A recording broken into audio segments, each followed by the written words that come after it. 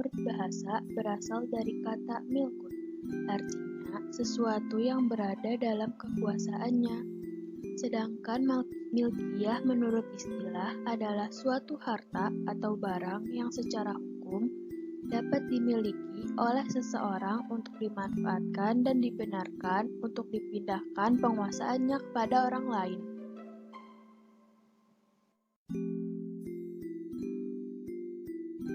Dasar hukum kepemilikan. Siapa yang gugur dalam mempertahankan hartanya, ia syahid. Siapa yang gugur dalam mempertahankan darahnya, ia syahid. Siapa yang gugur dalam mempertahankan agamanya, ia syahid. Siapa yang gugur dalam mempertahankan keluarganya, ia syahid. Hadis riwayat Bukhari dan Muslim. Sebab kepemilikan. Yang pertama, barang atau harta itu belum ada pemiliknya secara sah atau ihrazul muhabat. Contohnya, ikan di sungai. Kenalkan, nama saya Nisrina Jinantuada dari kelas 10 keagamaan. Saya di sini akan menjelaskan tentang kebenaran syariat Islam tentang kepemilikan. Disimak videonya ya.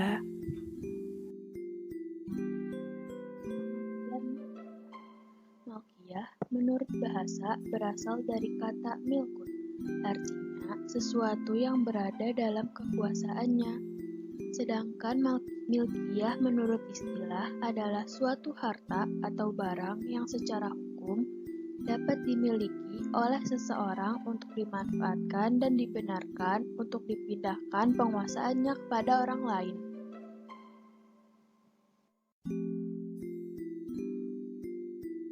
Dasar hukum kepemilikan. Siapa yang gugur dalam mempertahankan hartanya, ia syahid.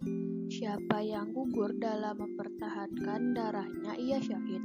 Siapa yang gugur dalam mempertahankan agamanya, ia syahid. Siapa yang gugur dalam mempertahankan keluarganya, ia syahid. Hadis riwayat Bukhari dan Muslim. Sebab kepemilikan. Yang pertama, barang atau harta itu belum ada pemiliknya secara sah atau ihrazul muhabat. Contohnya, ikan di sungai, ikan di laut, hewan buas, burung-burung di alam bebas, air hujan, dan lain-lain. Yang kedua, barang atau harta itu dimiliki karena melalui akad atau bil ukut. Contohnya, lewat jual beli, hutang piutang, sewa menyewa, hibah atau pemberian, dan lain-lain. Yang ketiga, barang atau harta itu dimiliki karena warisan atau bil khalafiyah. Contohnya, mendapat bagian harta pusaka dari orang tua dan mendapatkan barang dari wasiat ahli waris. Dan yang keempat, harta atau barang yang didapat dari perkembangbiakan atau at-tawaladu minal mamluk. Contohnya, telur dari ayam yang dimiliki, anak sapi dari sapi yang dimiliki, dan lain-lain. Selanjutnya, ada macam-macam kepemilikan. Kepemilikan terhadap suatu harta ada 3 macam, yaitu yang pertama, kepemilikan penuh atau milk ta'am, yaitu penguasaan dan pemanfaatan terhadap benda atau harta yang dimiliki secara bebas dan dibenarkan secara hukum. Yang kedua, ada kepemilikan materi, yaitu kepemilikan seseorang terhadap benda atau barang terbatas kepada penguasaan materinya saja. Dan yang ketiga, ada kepemilikan manfaat, yaitu kepemilikan seseorang terhadap benda atau barang terbatas kepada pemanfaatannya saja, tidak dibenarkan secara hukum untuk menguasai harta itu. Ada pengertian akad dan dasar hukum akad. Akad menurut bahasa artinya ikatan atau persetujuan. Sedangkan menurut istilah, akad adalah transaksi atau kesepakatan antara seseorang yang menyerahkan dengan orang lain yang menerima untuk pelaksanaan suatu perbuatan.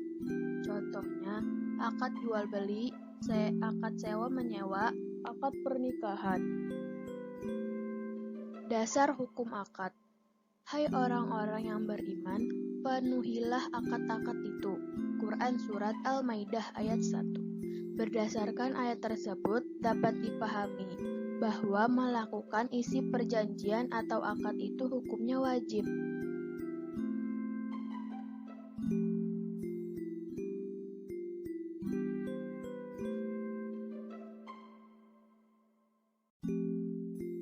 Macam akad.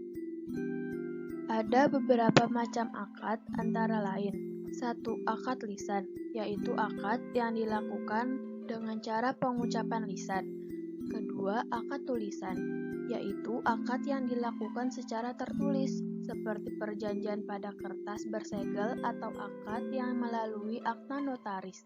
Ketiga, akad perantara utusan atau wakil, yaitu akad yang dilakukan dengan melalui utusan atau wakil kepada orang lain agar bertindak atas nama pemberi mantade. Keempat, akad isyarat, yaitu akad yang dilakukan dengan isyarat atau kode tertentu.